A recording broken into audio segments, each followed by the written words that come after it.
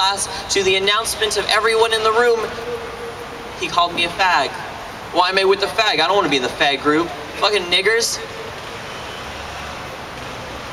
Any normal human being would stand up for themselves. Any normal human being would say something, and yet I looked inside myself and I saw nothing there to defend. I saw nothing there to save. I saw nothing there to stand up for.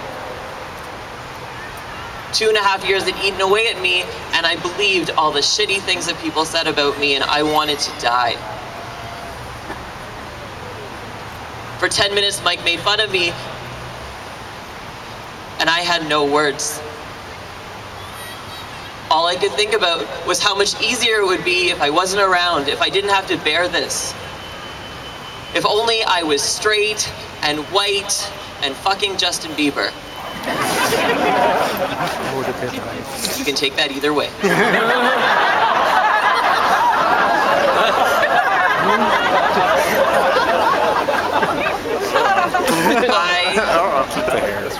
I wanted to die. It wasn't an uncommon feeling in my life, and yet for that day, it particularly felt poignant. That day it felt so palatable, it felt like the only solution I had left. Until the girl beside me told him to stop.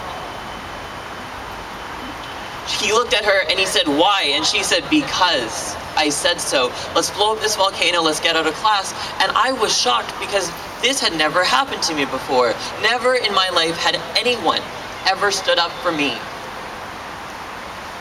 More interestingly, never had anyone stop bullying me.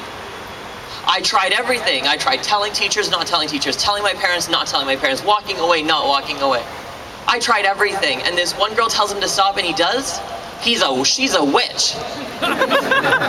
I went up to class after her and I asked her why she stood up for me. I asked her what she did, why she cared. She looked at me and she's like, "Well, I've seen you around school for the last couple of years and it's unfortunate that people make fun of you. You just seem like a nice guy." And that was the most fucked up part. Because at a moment when I looked inside myself and I saw no reason for saying anything, no reason to stand up for myself, no reason to give my own life voice, she looked at me and she saw a nice guy. Not all of us have Jessicas in our life. I sued my high school. I sued my school board because they failed to protect me. They failed to defend my right to go to school, and I won. That was 5 years ago. I used the money to start a charity called Jared's Vision, and I'm sorry that we're based in Ontario because I love your city. We go across Canada and we go to rural communities like Northern Alberta. Believe it or not, towns of 100 and 200 people, and what we do is we volunteers tell our story so that those kids for whom it's just a second in their lives understand what it is to bear the burden of everyday bullying, to bear the crush, the pain, the cross that it is to be ourselves. And we make change. This week, I have gone to 2 schools every day, speaking to almost everybody in every school, from Delta to Surrey to Burnaby, and I am determined to continue. And more than that, I don't want your hope. I don't want your well wishes, and I don't want your purple t-shirts. I want each and every one of you to get involved. Our community has become apathetic, and it is an embarrassment. I am a fucking queer, and my people fought at Stonewall. My people demanded gay marriage. My people go to Jamaica and we dance to music when they call me Batty Boy. When I walk in the streets of Poland, I am an out gay man, and I do not let those skinheads call me anything else. We have problems in our world. We have a government that is criminalizing HIV. We have 80 countries in our world where we can't even be ourselves. 10 of those countries want to kill us. And I say no.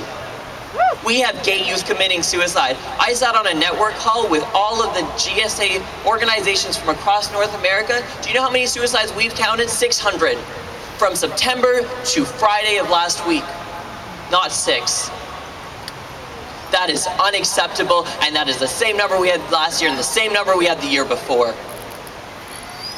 We have not treated our trans people right. We have not treated our drag queens right. We have not supported queers with disabilities and visible minorities and queers who are living in rural communities. Shame on us for not doing enough. Shame on us for thinking that gay marriage was the end of our battle, because it's only the beginning. If you want to get involved, see me after. I have a card. There are 5 ways that you can stop homophobia right now. 5 ways you can get involved.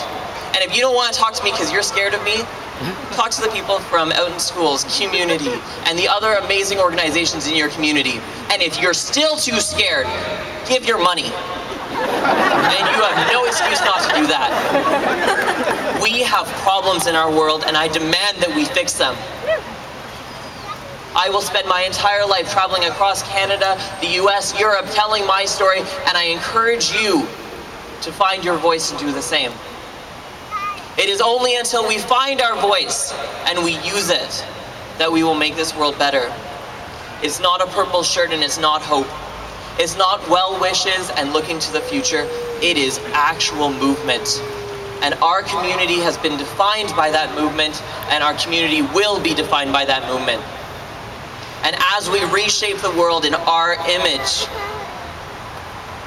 there will be no suicide. There will be no hate. There will be the love that we feel for each other right now. Thank you.